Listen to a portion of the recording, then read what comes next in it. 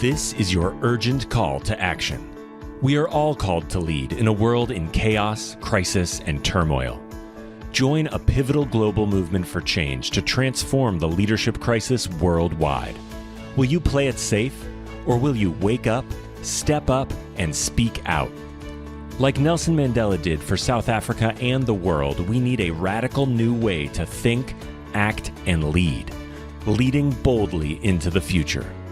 Join host Anne Pratt, a Harvard Fellow and multi-awarded businesswoman, and unlock the best version of yourself to revolutionize leadership with what the world needs now.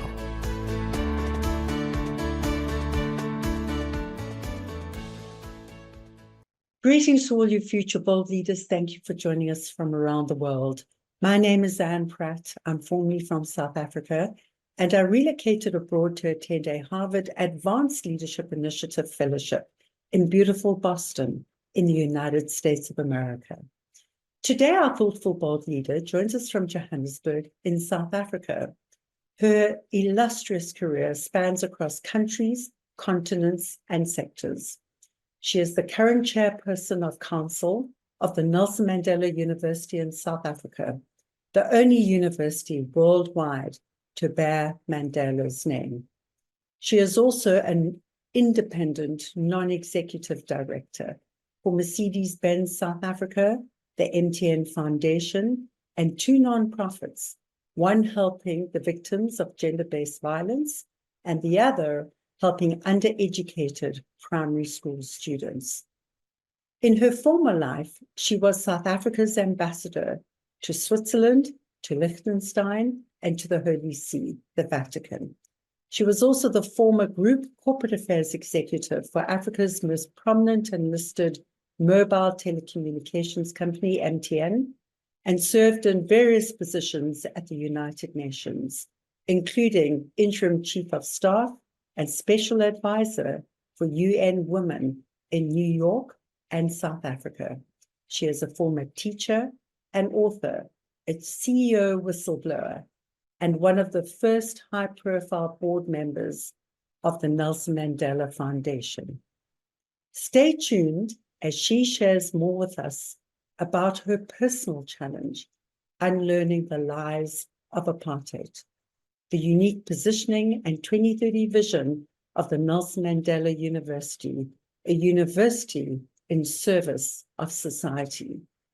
And Mandela, the man, the myth, and the concept, this global icon, unafraid to show his vulnerability with dignity.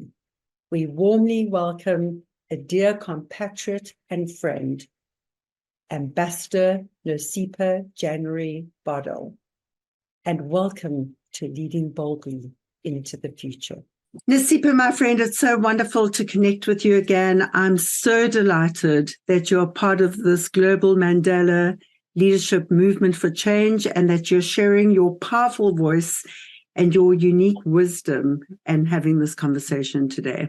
Thank you, Anne, for inviting me. I really also appreciate that enormously. I would love to begin. You know, you've had a number of different careers. You've also been an ambassador for South Africa, to Switzerland, to Liechtenstein, and also to the Holy See. And I was wondering, and you know, you've served in various positions at the United Nations. How do you think your career to date has prepared you for this moment in your life and in the various leadership positions that you hold? Well, my career in many ways has been quite varied. And the interesting thing is that it was not even planned. It's not like I sort of plotted it and said, you know, this is where I'm going to start and that's where I'm going to end. Somehow the universe has just kind of navigated it in a very kind of interesting way, but also in a way that has brought out who I am. Because I started being a school teacher. I would like to go to a university outside of South Africa when I finished matric in Kimberley, where I was born in the Northern Cape. Yeah. At the time, the closest university to where we were, which was outside South Africa, was University of Botswana, Lesotho, in Swaziland, which is based in Lesotho. So it was also a time when things were really difficult in the 50s, because I mean, I was born in the 50s. I'm talking about 67, 1968, when I was 18, my parents moved to Swaziland because apartheid had also kind of forced them to leave. My dad was quite active in the ANC. He was also a very strong, independent man who wasn't going to let apartheid stop him from being the person that he wanted to be. So they're going to Swaziland, us leaving to Swaziland and me going to university in Lesotho sort of coincided. So I went to UBLS in Lesotho, the small little kingdom next door to us, and old university, Catholic university, it used to be called Pius XII at the time. And there were lots of us South Africans who went there. I mean, I'm talking about the likes of Tito Mboweni, who is the governor of our Reserve Bank, Professor Jabulo Ndebele, who you make reference to, who became a chairperson of the Nelson Mandela Foundation. There were lots of people, Indiwe Sisulu, Sheila Sisulu, all the people who were very active in politics at the time. We sort of congregated in Lesotho and became this. There were only 300 or 400 students then at the time. I studied English, philosophy, and education because the curriculum was very narrow and we didn't really have much of a choice. My parents had both been teachers, and I quite liked the idea of learning and being an educator. I finished my degree in 1973 and went to teach English in a boys' school. There were two of us women there who were teachers. And I also taught a little bit at the university. I taught English as a second language to students who were studying commerce and so on. So when we left to go to England in 1984, Lesotho was also interesting for me as a South African because it was a desegregated environment. You know, there were people at the university from all over the world who came to teach there. Everybody there was fighting for the liberation of the region. The Zimbabweans that were there were fighting for their freedom in Zimbabwe. The Mozambicans for Mozambique, Angola, and the whole of the Southern African region. So we were quite a formidable group of students at the time. I'm sure. And a good network of people and a country that was liberated. It was. It really was. Well, transformation kind of. They're very formative years. I mean, And then your time abroad, how do you think that has shaped you? Yes, so our time abroad was also quite interesting. But the reason we left Lesotho was because my husband had come from England to teach there. And he'd come to teach politics and public administration. Is that the university was devolving. The three former British protectorates were now independent. They had got their independence in the mid-60s, and each one of them wanted their own university. They didn't want to share the UBLS university where we had studied. So that's how University of Botswana became the new university there in Swaziland. And of course, currently our university is now called National University of Lesotho. And we found ourselves in a situation where we had to leave. I mean, we did have the choice. One of the Bantustans, my sisters were both in Botswana. My elder sister was there. Dawn, I don't know if you remember her. We were very radical in those days, and we decided, no, we'll go to England and make a new life for ourselves there. But I thought at the time, there was nobody who was going to give me a job in England with a degree from a university they'd never heard of. So I applied for scholarships, and I got into Essex University in Colchester. And I then did my master's degree in applied linguistics. I thought I would have preferred literature, but I did applied linguistics because I could get a job teaching English as a second or a foreign language with a linguistics degree. Yeah. So I left my family, and the first 6 months we all went to the UK, settled them down into schools, the kids, and I studied to do my master's. It was a 1-year master's course degree. And then in 84, I finished. I started in September 83 and I finished in June 84.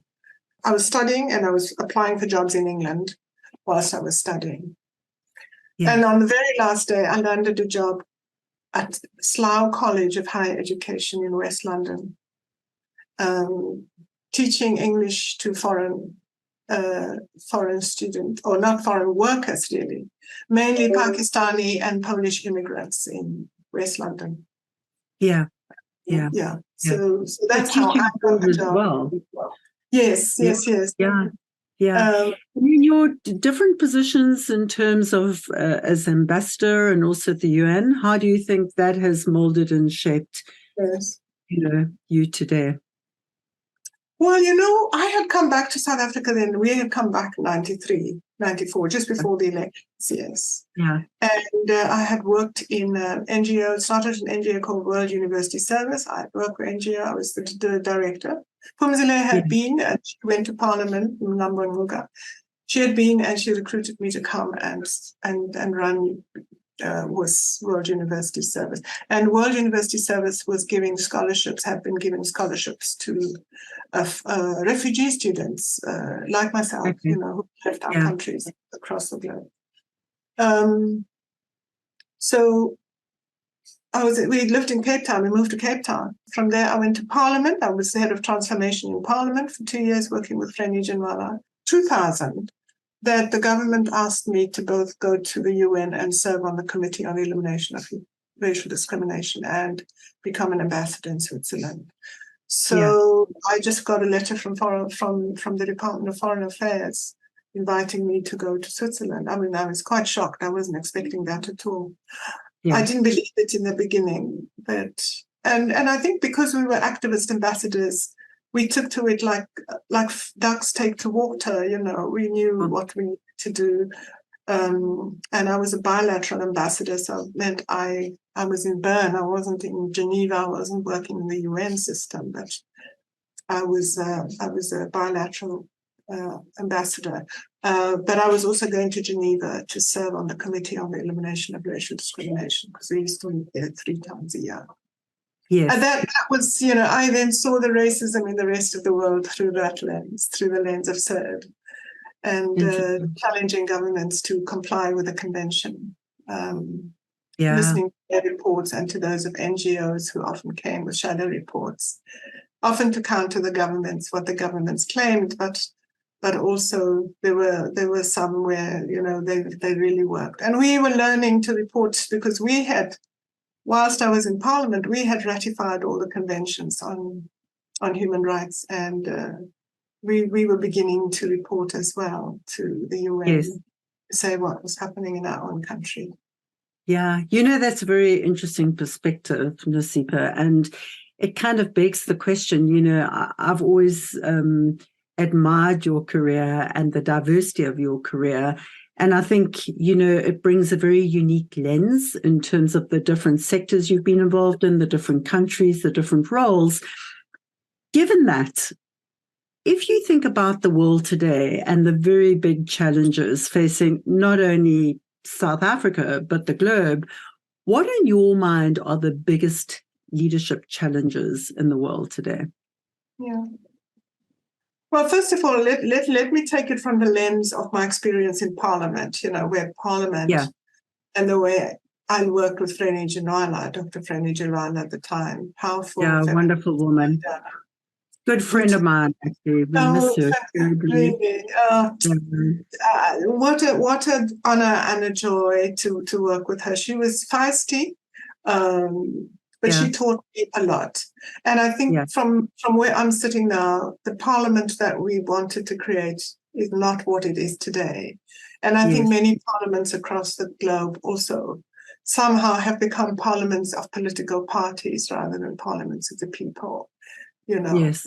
So what we are seeing are parliaments which are dominated by 2-party states, often where they are not being accountable, where they're not accounting to the populations which they ostensibly serve and whose interests they're supposed to guard.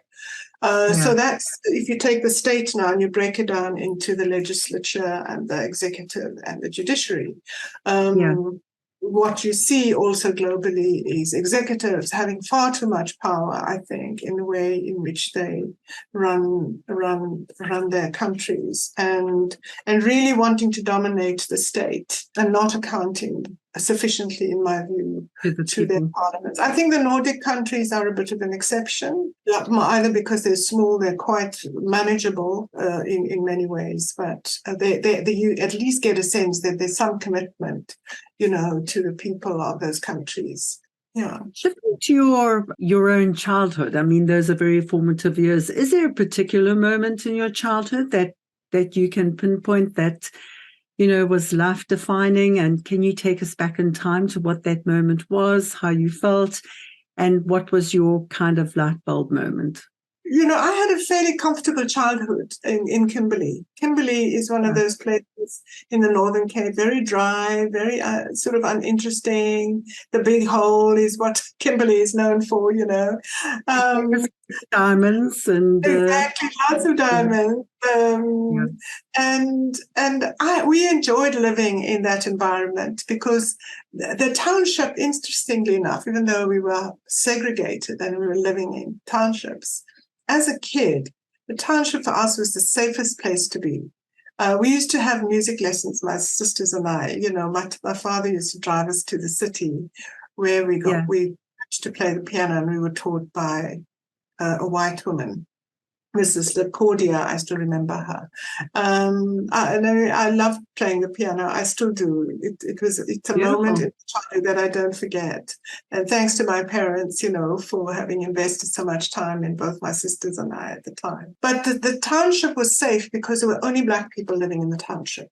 So you were never exposed to the brazen racism that one often experienced, It was in the township that we got affirmed for who we are. We all looked the same. We all played in the same playgrounds, on our bicycles and so on. So I have actually very happy moments in the township despite apartheid. When you went into the town, then it reminded you, actually, we're living in a country where they've segregated us and we know they don't like us, but coming back to the township is a moment of peace and just being. And many people still prefer to stay in. Many of us have moved to the suburbs, but there are lots of people who actually prefer to stay in Soweto or in Khayelitsha or wherever because of this, And in that childhood moment, is there a particular moment that kind of strikes you as being very comforting and affirming in your childhood? Yes. We had my parents had good friends. We had all sorts of friends in Kimberley. There were lots of people involved in the liberation struggle with my parents. We also lived in the same neighborhood, and they used to tell us lots of stories. And I remember the stories sitting with the elders, my parents' friends, and them telling us stories and teaching us values. There was one, Dr. Arthur Letele, who was our immediate neighbor. He was closest to where we lived. And Uncle Arthur used to play the violin also, He was a medical doctor and used to play us the violin and sitting around the fire in the lounge and telling us stories. And then we would just sing songs and we'd listen to our parents and our uncles. And of course, the other thing is my parents used to have parties, and my parents really partied a lot. And we always enjoyed our parents' parties because, we'd peep at them through the sides of the doors and what these adults were doing and so on. So, really, really happy moments. Yeah. Happy moments, many happy moments. Fast forward a little, coming to the Nelson Mandela Foundation, you are chair of council of the Nelson Mandela University, and the only university in the world to bear his name. I'm curious in terms of your role, Nozipho, and I know you take on that role with great pride and purpose and passion. What is unique about the university, given that it is the only university in the world that bears the name of the wonderful and globally loved and admired Nelson Mandela? Two things for me. The one is that it's based in Gqeberha. It is based in the province of legends. People call the Eastern Cape the province of legends, the heart of where the movement sort of started. So historically, there's some historical value in us being based in the Eastern Cape. Having Mandela's name kind of has just really rooted their institution in that Eastern Cape environment. So when we decided to change the name of the university in 27, because this university has gone, it used to be the University of Port Elizabeth. Then it became Vista University during the Bantustan era. When Kara Asmal merged them, it became the Nelson Mandela Metropolitan University. Which really rooted it in the metropole in Port Elizabeth. In 2017, we thought, no, the metropolitan name, makes it very parochial. So let's take metropole out so that we can develop a university that is both local, both continental and global as well. So what Madiba's name also did for us was to say, here we are, we've named ourselves after Nelson Mandela. Nelson Mandela was not a parochial person. No. He belongs to the whole world. He was an icon to the entire world. And so what we need to do is to build a university that will have relevance across the globe and become part of the continent as well. So what that has led to is us really trying to make friends with universities on the continent. Of course, we are part of 26 universities in South Africa. We are called a comprehensive university because we offer courses that we don't offer just degree courses, masters and PhDs, but we also do certificates and diplomas and so on. So very comprehensive in that sense of the word. We didn't want to exclude anybody, which was also Mandela's kind of way of life, to not be exclusive. He was very inclusive in his approach. So those are sort of changes that this iconic name of Mandela has sort of driven us to strategize in such a way that we become a global university known by the world, offering courses that are transformative in their content. So the name Nelson Mandela is a global word. Everybody owns Mandela. And so we feel everybody should have access to our university in whatever shape. Yes. And of course, the main thing is the values. Because what we all know him for are his values and how, his values of humility, not humility, a humility that is disempowered, but a humility that is respectful of others, that doesn't discriminate, that doesn't see people as less than, or that doesn't other people. A humility that is humane, that is full of Ubuntu. Accountability. I think accountability is very, very important. Responsible management of the institution, and the students also, how they become responsible citizens, give themselves a voice and not put up with some of the things that are going on the one hand, but also not blaming all the time, because Madiba also believed in, you think something is wrong, you fix it. You try and find a way of fixing it, don't blame somebody else, just go and do it. And he was good like that. He was so. I remember when I was on the board of the foundation, I was on the board of the Nelson Mandela Foundation. Yes, right at the start when he created it, And there were big people on that board. Freni Kijenwala was on the board. Baleka Betty was on the board. There were lots of course, George Bezos was also on the board. And we would have these strategic planning meetings, and Madiba would come in and he said, "What are you guys doing talking about? You know what the problems are. Just take the money and give it to the people, He was not a procrastinator. He didn't want to turn things into systemic issues. He hated the systemic nature of operating. For him, he wanted to get things done. And so I think what I learned from him, which is seminal, was not to waste time, not to procrastinate, like you, Anne, not what you were doing. I think you epitomize somebody who just goes out there and does it. I think you probably take the same leaf out of his life. That urgency, everything is urgent already done. Yeah. I'm also struck, Nozipho, and thank you so much for sharing, how the university has been going through quite an interesting process and in distilling what does Nelson Mandela mean? What's in the name? And of course, as we know, Madiba, as we fondly call him, there's a complexity about him. Yes. There's a complexity in the name, who he is. There is the myth, there is the person, and some of the essence of Nelson Mandela, the person, is known, and some of it is far more complex in terms of being understood. I know that you and your council and your university have done a lot of work in trying to distill and understand that. Can you share with our audience just what has been uncovered in terms of trying to understand Mandela, the man, versus Mandela, the myth?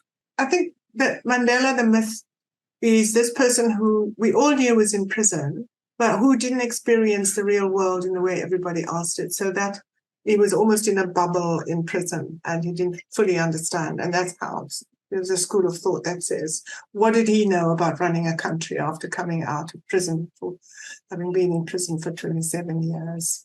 So really, we just put him there because he happened to be the person who was the face of the African National Congress and the African Night. To choose this icon, this person who everybody knew just intellectually, but actually didn't know much about him. And therefore, he didn't know how to run the country. And therefore, the only thing that he could have done was to do the reconciliation thing, because we were on the verge of a civil war.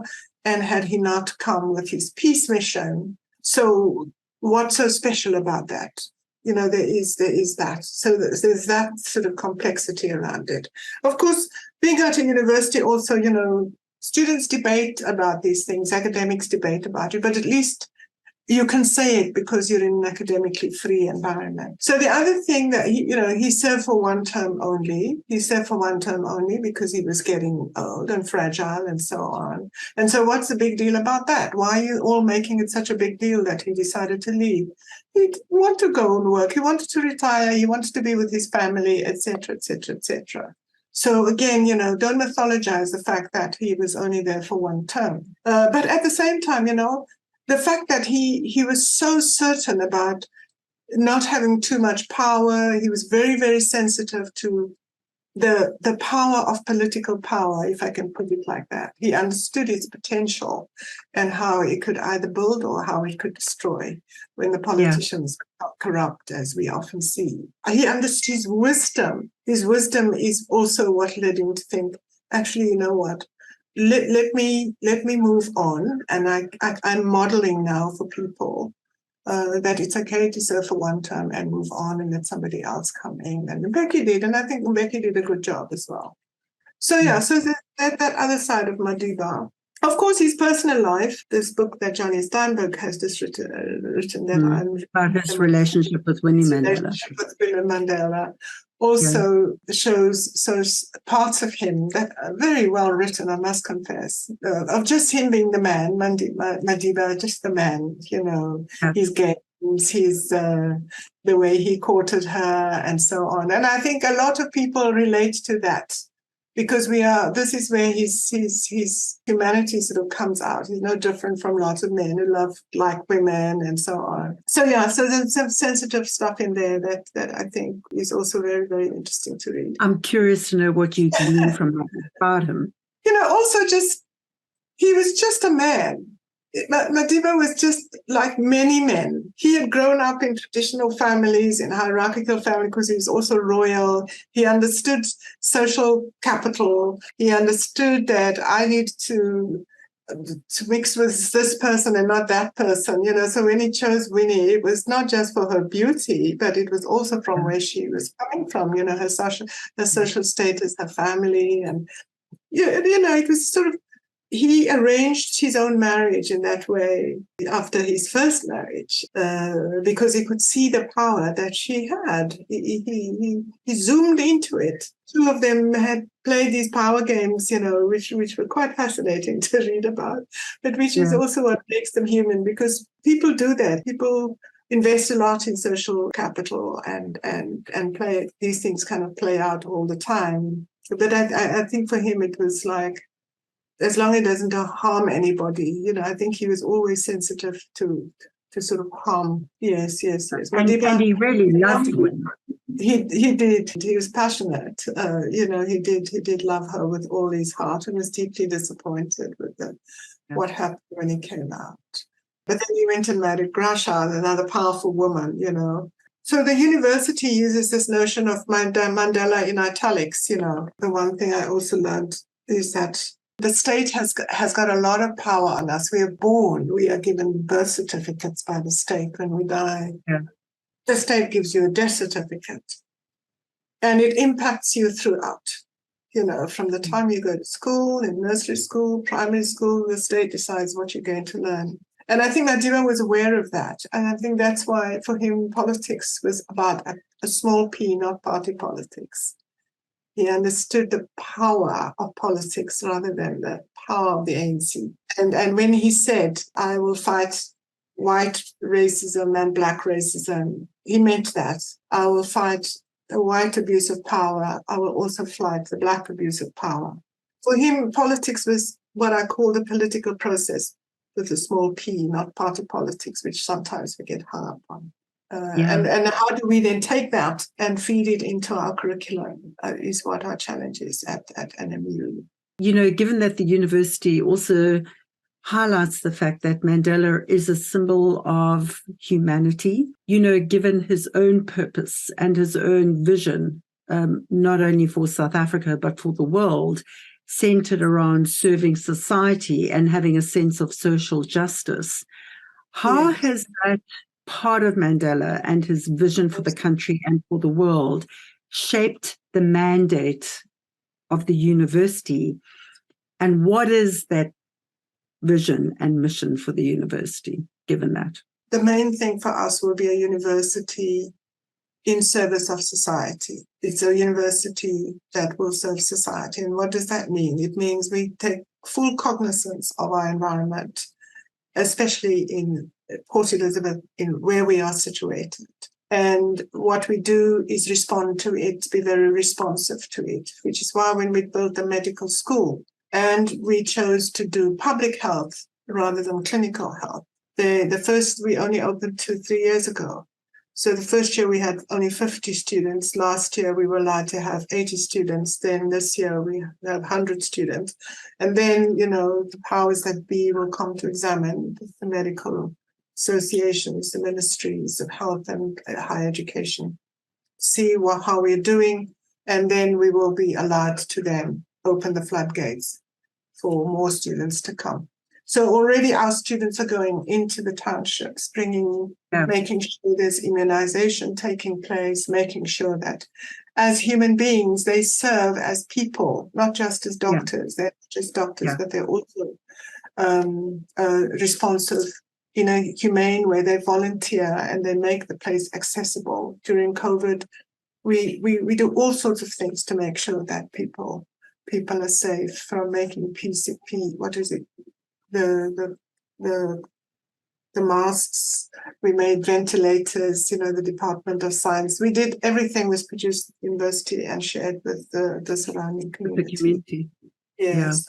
We've started a period poverty thing for girls, a project for girls to make sure that all girls have access to sanitary pads, and we get the schools involved. We invite the schools to all the seminars that we have at the university so that they don't feel. You're talking about high schools in the area. Yes, I'm talking about high schools in the area, and sometimes private primary schools as well. So they really feel that they're part. The university is part of the community. And it's impacting the community. It's impacting the community. The students, some of our students go out and help matriculants with their studies at the end of the year before they write their final exams. They will have maths lessons for them or English lessons. All the students are beginning to volunteer their services on top of doing their own work and so on. Yeah. Yes. So really developing responsible human beings with values that are similar to those of Madiba's. Yes. Yeah. And so building on that, Nozipho, in terms of defining A, what you teach, and B, how you teach it, and C, what kind of research you do. I mean, you've shared with us some of how you're teaching and how you're getting these students to engage and apply their learning in the community. Can you share a little more around how does that impact what you teach, the curriculum, and also the kind of research that is done by the university? Yes, okay. The three things that we've done. I'll start with the Ocean Sciences Center. You know, we are at the sea. We are a coastal city. Port Elizabeth is. So we decided that we were going to do Ocean Sciences offer an Ocean Sciences facility, which we've built, and in there we are offering a sort of multidisciplinary research that we're doing. So when we look at the ocean, there is a legal side to it where we do the law of the sea, and literally conventions that relate to the sea will be included in the curriculum for the students who are researching the ocean, but also for our law students who are in the mainstream law legal department. Yeah. We are also using an anthropological lens. So we're researching the anthropology of how early men and particularly the San communities lived off the sea during that time, so that we can create a body of knowledge on the use value of the sea and our natural asset, you know, and how it served the San communities and how it can continue to serve us now. We're looking at climate change issues, that's our research as well. And all these get fed into the mainstream curriculum that is done in different other disciplines. So we've just taken that one thing and we've zoomed into it. When it comes to business, of course, you know, we have companies here that sell fish and so on. We're also looking at the sea from a business perspective in the business school. We invite the private sector to also come and give lectures on that part of, you know, in the business school, how they develop their businesses. And we've built a new law school as well. Then the law school, again, you know, it looks at all sorts of laws across the board, from musicians. So really, the one word is it's interdisciplinary approach that we've taken. I hear that as a theme. So it's really taking an issue, whether it be the oceans and climate, creating this interdisciplinary aspect to it so that it's not a specialized area, but people come up in a very rounded way, understanding that, you know, the oceans, the environment, and what impacts that from a legal point of view, from a business point of view, which is very different to the way many universities are structured in other parts. Yes, and everybody can come because we also have a little planetarium there. We've just built a huge science dome next to the Ocean Sciences building. That's a different approach. I'm curious, just moving along a little, 2030 vision. I know that I did have a look at your Deputy Vice-Chancellor's inauguration speech. 2030 vision for the university. What are the three big strategic goals that are a particular niche? Given that it's the Nelson Mandela University, what are the three strategic goals that the university wishes to accomplish by 2030? So part of our vision is to really strengthen the humanities as well, and bringing them into that curriculum with a lot of relevance to understanding colonialism, what decolonizing our curriculum, when we say we want to decolonize our curriculum is all about. So the humanities is moving from the margin, if I can say, to the center without getting rid of the sciences as well, because we see the sciences as quite important. So that's quite a big. The second thing is the whole transformation issue of our university. When we talk about transformative, we are talking about transforming the institution, but also transforming the way in which we teach, the way in which we are changing the curriculum, the way we recruit people from outside. We want more people to come to our university to try and internationalize it as well. So when we talk about innovation, we're also talking about internationalization, because Madiba's international profile and Madiba's international dream of us being one person, you know, the university is really looking at reaching out to a wider world. Yes, which is really great, what we're looking for. Shifting a little, and I'm sure you've had so many, Nozipho, can you recall a specific Mandela moment for you, a specific time and place when either listening to him or talking to him or, even watching, reading his books or, is there a particular moment where Mandela directly impacted the way you think, act, and lead, not only in this wonderful university, but in the world today? What was it about that moment? How did that impact you? Yeah, it's a very hard question, Anne. Well, as I said to you, the one moment was when he came to our board meeting when we were doing a strat plan, and he literally... The Nelson Mandela Foundation. Yes, the foundation. What year was that? It was powerful people. It was... he had just started the foundation, and they'd set up a board, because there's this whole thing. You've set up the foundation. It's an institution. It has to have a governing body. It has to have a governance structure, and it has to do things properly. We have to account to funders. We have to write reports to them to tell them what's happening. And so we were sort of saying, you can't just do it the way you're accustomed to doing it, raising the money and just giving it away. So we and that moment was we were also taken when he walked in and said, no, there's no need to do that. And he didn't mean it in a way that, I don't want to account for anything. For him, I think, for me, what I took from it was just how urgent the passion was, a passion which was, we need to do something about this now.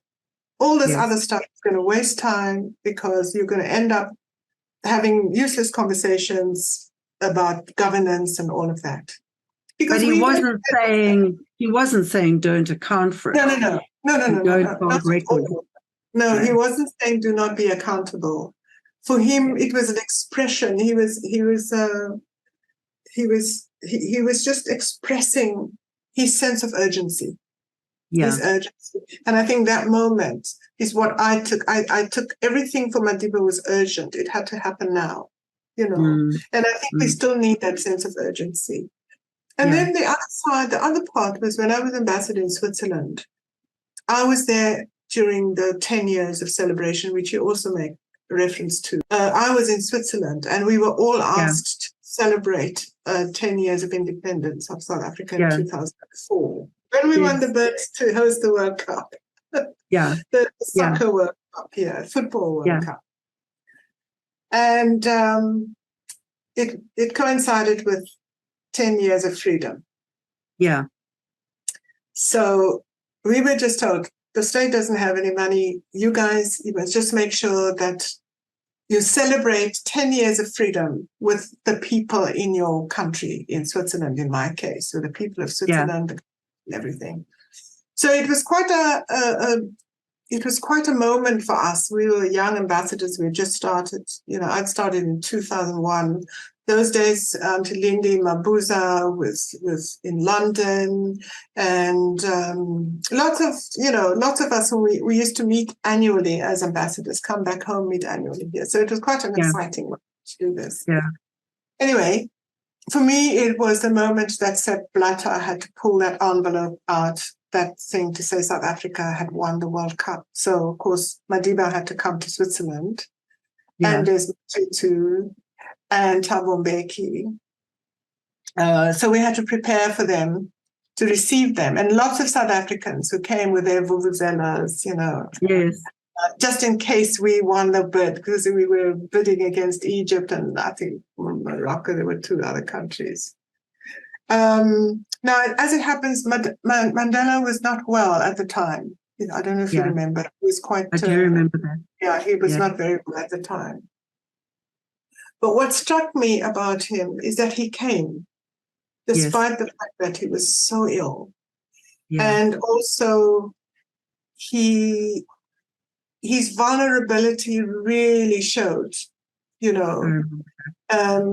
but he wasn't afraid of being seen to be vulnerable, and that's for me was the second moment that really struck me when he came. And we all knew that if he stayed the night, the night that the bid was supposed to happen, and he stayed till the following day. Then we will have won the bid. Hmm. And so, at some stage we all went to pray with Desmond Tutu, and Madiba appeared, and it was, oh wow, the moment had arrived when that South Africa's name would come out of Sepp Blatter's envelope, and we would understand that, the World Cup was coming to South Africa. And it was, for me, a very interesting time as well in this country, because the whole nation just rallied. And for the 6 years, I was working at MTN when I came back. I was working at MTN in 2005. Yeah. I think. And in 2010, when the World Cup actually did happen. Yes. And MTN was a major sponsor, a big gold sponsor. Yeah, we were the only African sponsor. Yes. Yeah, So that's we, right. We worked very closely with government to make it happen. His vulnerability. What was your takeaway, and how, his willingness to be vulnerable? Well, firstly his resilience in getting there, and secondly his willingness to reveal and expose his vulnerability. How do you think that has shaped you today, Nozipho? Well, for me, it doesn't matter how big you are. There are moments when you you don't have to feel shame from it, from being vulnerable. Yeah. I think somebody as large as Madiba, that he could have been persuaded to stay at home and not come to Switzerland every day. But he was willing for the whole world to know that the man was not well. I thought that was just for me. It's okay. Yeah. To be weak and frail sometimes. Yeah. Without feeling shame, or without feeling you're not showing up. Yeah. The way people expect you to show up. Yeah. Sure. And that's what I take away. Yes. And to just support you in that, Nozipho, I mean, my own experience of you is that you are a woman who shows up in a very authentic, vulnerable way, sharing those moments of vulnerability. So, it's interesting that moment kind of shaped how you thought about vulnerability and showing up. Yeah. So, just a couple of fun facts. What is your kind of favorite light relief, when things get a little stressful and you decompress? Well, interestingly, I married a man I think I married one of the most intelligent people I know, and also one of the funniest people I know. Wonderful. What a great combination. I look forward to meeting John has John. made me laugh all my life, and I've enjoyed my fun moments is when we laugh together, and he just makes me reel with laughter. And our kids, our children, whose lives have also been quite sort of complex in South Africa, because they were born in Lesotho, they grew up in London, they came back to Cape Town. When everybody called them coloured. So they were not coloured in Lesotho or coloured in the UK. Then they became coloured in Cape Town. He used to make huge jokes about this, even though it was quite hard and painful. And they've all sort of got their dad's sense of humour. I don't have that kind of sense of humour. I'm a bit more serious. But so my fun moments are the laughter we have, and also I love to dance. I think I'm a pretty good dancer. Wonderful. That's great. What kind of dance? Everything, so the South African dance. I'm not a ballroom dancer, no, not at all. But I just like Hugh Masekela and the movements. The movements, yes. Brenda Fassie and all the things we used to dance. I remember. That's wonderful. Second fun fact. What was it that really attracted you to John when you met him? And what was the moment you knew, this is my guy? I think it was his smartness. I think it was his amazing intelligence. I always said I wouldn't marry an unintelligent person.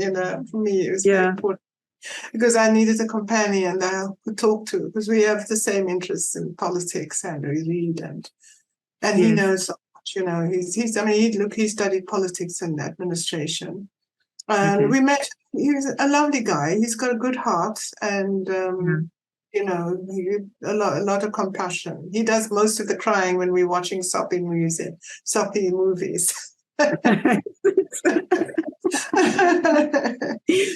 teaches you vulnerability too, Nozipho. Yeah, no, he does, you know, and with his current health situation, it's it humbles one, you know, so he was also a very good teacher. I mean, if you talk to any of John's students, they'll tell you, he taught almost all the politicians that are running the country at the moment. Really? Most of them, certainly the ones that 1994, he was very engaged in the transformation of the public service in 1990 after we changed. Where was he teaching at the time? He was teaching at UWC, at the University of the Western Cape. Yeah, because we moved back here to Cape Town when we came back from England. And then he got up teaching there. So, and he loves his students, you know, he's very thorough with his PhD students that he worked with. He really spent a lot of time. He took everything that they did very seriously. He didn't cheat on them. And third fun fact, what would you say today to your 15-year-old self? My 15-year-old self. Don't be shy. Yes, I think I was very shy when I was 15. I think I had internalized a little bit about the inferiority. And if I look at that 15-year-old now, I would say, believe in yourself and be who you are. Yeah, it's okay to be reserved, to have privacy. Coming back to leadership, do you think Mandela's leadership is relevant not only in South Africa, but in the world today? And if so, why? Yes, I think it is. I think it was bold. I mean, I think, you know, it goes back to what you were saying about bold leadership. Mandela, he didn't mince his words. And I like that he led with certainty. He led from the front. But it didn't mean he didn't follow either.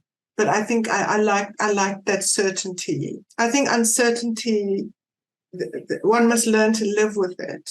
But I think if you're in a leadership position, people also have to follow you because they trust that you're going to lead them in the right direction. And I think that's what I admire most about Madiba. You know, when he made a point, when he said, look, you can't choose my friend, I won't let you put me in a situation because you want me to be the enemy of your enemy. I won't do that, you know. Yeah. I will support the Cuban government, I will support Castro, and I will support the Palestinian cause. Because I understand it so deeply. He had no doubt about that. And there was something very comforting about people who are so clear about their values and about their certainty and knowing this is the right thing to do, you know, when nobody's looking. What do you think Mandela would say to our generation today? And what do you think he would say to the youth today? Yeah. To the youth, he'd always say, education is your most powerful weapon. It is your most powerful. I think he would never stop saying that it gives you choices, it gives you opportunities, it makes you into a better person and all of that. And he would say also, don't doubt yourself. What do you think he would say to our generation in South Africa and in the world today? He would say, you know what, don't depend on the government to change your life. I think Madiba would be very happy to say that. He would say, do something yourself. Find something to do. And people are doing that. It's just that it doesn't reach the media. People in South Africa, on the civil society is very active in this country. I mean, I belong to a number of women's groups that are doing phenomenal things. Yes. You know. And I think from where Madiba is sitting, he'd be very proud. He'd be proud that the university takes a stand on gender-based violence and we make our views known. He'll be proud of all the men who are marching against gender-based violence. For him, Madiba was personally offended by injustice and inequality. It was a personal thing. It wasn't an idea. It was just, if I'm personally offended, then I'm going to do something about it, know. And I think what I learned in the UK is when I lived in the UK for the 10 years I was there, I learned so much because I worked in the HIV space when I was there, and learned a lot about death and dying, and about discrimination, watching not Black people being oppressed, but watching the pain that gay men lived through those periods, when HIV first came out. And after a while, it became so offensive. Yeah. So lots of people experience oppression. And it's when all those people who experience oppression, when it offends you personally, that you become a leader that is inclusive, that doesn't just see the world through your own suffering, but you see the world as other people also experience the world, Yeah. And in this country also we've got migration, for example, now all over the world. Migration is a big issue, and people have always moved from countries to country from the year dot.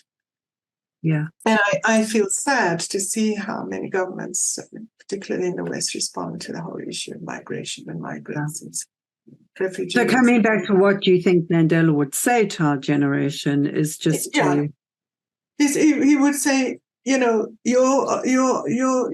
pain is not just yours. There are lots of other people. You acknowledge it, acknowledge what you feel, but it's everybody has something that they feel pain about. And to take action.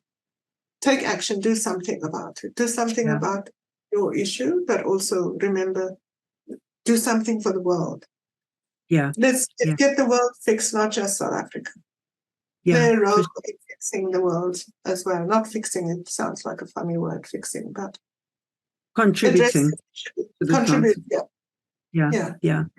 So in our final kind of moments together, any final thoughts for you, Nozipho, about the future of leadership and the importance of bold leadership in the future? I think we must never go. Leaders mustn't give up hope. I really think the despair, one mustn't despair too much, I think, because if you despair as a leader, everybody is going to be a little confused to know, what to do. Our leader can't cope with this difficult situation because they're steeped in despair and they're not really leading at all. I think we should become used to uncertainty, living with uncertainty. Nothing anymore is certain. And I think that there's a lot of complexity in the world which creates the uncertainty. And I think we need to look at that complexity, look at things through different lenses and not just through the lens that we're accustomed to. And I find that we need to build our institutions and make them stronger as leaders. We really, in my view, if I was a leader, I would professionalize the public service in this country and make them serve the people, or do something to help them understand the value of serving the people. I think we have to have strong institutions and bring them back into shape here in South Africa. Now, right now, our transport industry is killing the mining industry. So we need to fix that. I'd like to see a lot more of the creative arts playing a role as a leader. We during the liberation struggle, music and dance and the arts played such a phenomenal role. When we were in exile. And I see that industry being totally neglected. I mean, America is a very good example of how to take the arts seriously and how they've turned it into industry and invested in it, and young people who are in that industry are really struggling. And the talent is completely wasted. So I think leaders need to pay attention to young people, in my view, right now. Especially on the continent. I really think we need to pay attention to young people and listen to them. Well, they're the highest demographic segment of the continent. They also have the highest unemployment rate. And then lastly, just being accountable. I think I really am abhorred by the corruption and the not being accountable. You know, I think we owe each other to be accountable. Leaders must be accountable to the people who elect them into power. They are the servants of us, not the other way around. And I think Madiba would also say that, being a servant leader, you know, be ethical in your conduct, do the right thing when nobody's looking, you know. Yeah. So, yeah. Any final thoughts? Sorry, any final thoughts on boldness? Boldness is something you learn. I've realized that boldness is something you have to practice being bold. You know, you have to make a deliberate, intentional decision to be bold. It doesn't just come. Yes, I've learned that. I was never bold. I was not. Let me not say that. Actually, it's not true. When I was running this World University Service, we discovered through I had a finance manager and I was the CEO and I had a finance manager and a deputy finance guy. The deputy finance guy found out that the finance guy was siphoning off all kinds of monies into his personal bank account. So what we did, we just decided to have him arrested. You know, I just thought, no, there's no. So went to the police report and they came and arrested him, and they had just passed one of the new laws in South Africa was to seize your assets, you know. So we did our research immediately and went and looked at that legislation. The state asset forfeiture. Yes. It's really about the state closing down on your assets. Yeah. So all of that was kind of done in a week because we had made the decision that I would be the whistleblower. So I think more CEOs should be whistleblowers. Interesting. The people at the bottom. Yes. Yeah. I would really recommend that very strongly because I think that's bold leadership as well. Yeah, 100%. This not shove things under the carpet and try to hide things. I know your legal department will always say, you know, it's not so safe to do that, or it's not so safe to do this. But I think in the interest of the country and contrary to popular belief, I think people actually respond very well to honesty. Interesting. I think the publics respond to honesty and customers. Yeah, absolutely. Tell them. Yeah. And that's such an interesting conversation, a call to action for more CEOs to blow the whistle and gain the respect and the trust of multiple stakeholders. And I didn't realize you'd been a whistleblower, Nozipho, but it doesn't surprise me. And yes, you're an incredible woman. I really want to thank you. I'm so looking forward to the work we're going to be doing together. And I truly want to honor the work you're doing, not only at the Nelson Mandela University, but, you know, for the country and broader aspects in the private sector and non-profit sector. Just thank you for your bold leadership. I look forward to much more in the future. Thank you, Anne. You're so kind. Thank you for the kind words, but also just for you, who you are. You know, I've learned so much from you in the last few days that we've been talking to each other. And thank you for that.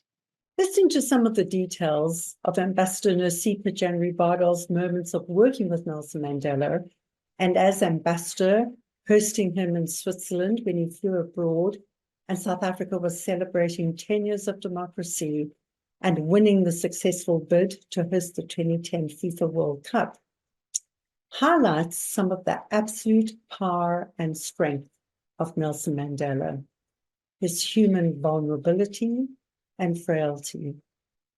For so long, the leadership paradigm has been to win at all costs. even if that means falsely pretending to know all the answers, compromising one's values, or as they often tell us, fake it till you make it. Showing vulnerability has long been perceived to be a self-sabotaging act of weakness, giving ammunition to the opposition, especially in a culture that is toxic or dysfunctional. But the leadership paradigm is changing. Despite being physically unwell, Mandela flew to Switzerland to show up in solidarity and support, unafraid to reveal his human vulnerability. On May the 15th, 2004, was a celebration and a glorious day. The Zurich sun warmed the hearts of those present and afar, as South Africa was pronounced a successful bidder to host the 2010 FIFA World Cup. A fragile, tearful, and vulnerable Mandela held up that golden World Cup trophy with absolute joy and pride. Dr. Brené Brown, research professor at the University of Houston in Texas and author of Daring Greatly, How the Courage to be Vulnerable Transforms the Way We Live, Love, Parent, and Lead, emphasizes that vulnerability is not a weakness. In fact, it is our most accurate measurement of courage. So what is vulnerability? It is often defined as uncertainty, as risk, as emotional exposure. That uncomfortable feeling we get when we step out of our comfort zone and let go of a little control. The truth is, we're all vulnerable. We're all imperfect. It is trying to hide the vulnerability that creates the stress and where the struggle begins. So what is the power of vulnerability? Well, Brené Brown's research reveals that leaders who are willing to be vulnerable are more likely to build greater trust, to encourage innovation, and to build a culture of creativity and growth. The well-renowned author Simon Sinek, who wrote the book Leaders Eat Last, argues that leaders who are willing to be vulnerable create greater safety and trust. And the world-renowned psychologist Dr. Daniel Goldman, who wrote the book Emotional Intelligence, defines vulnerability as emotional intelligence. Emotionally intelligent leaders are able to recognize their emotions and the emotions of others and more effectively navigate very difficult solutions. Embracing vulnerability into your leadership lifestyle may be much simpler than you think. Some simple guidelines include: be authentic, just be who you are. Embrace discomfort, because that is an environment in which we learn and grow. Announce and admit to one's mistakes, to self and others. It builds trust. And listen actively and openly. It fosters a culture of responsible vulnerability and builds the trust in the organization. It is time to let go of the old and to embrace the new. It is time to let go of winning at all costs and instead to show up with vulnerability and fortified moral courage as a powerful, new, successful tool. So until next time, remember that leading boldly is about making thoughtful, clear choices. And bold leadership is about taking bold action, just one small step at a time. One step for you, but together, a giant step for humanity. So take care and take thoughtful, bold action.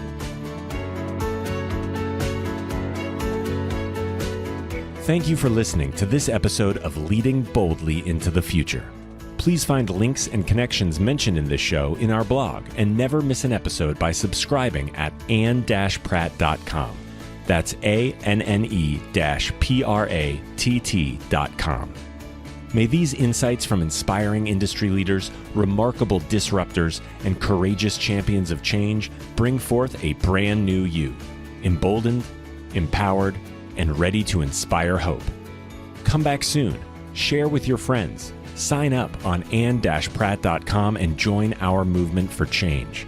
Why? Because the world needs you to lead boldly too.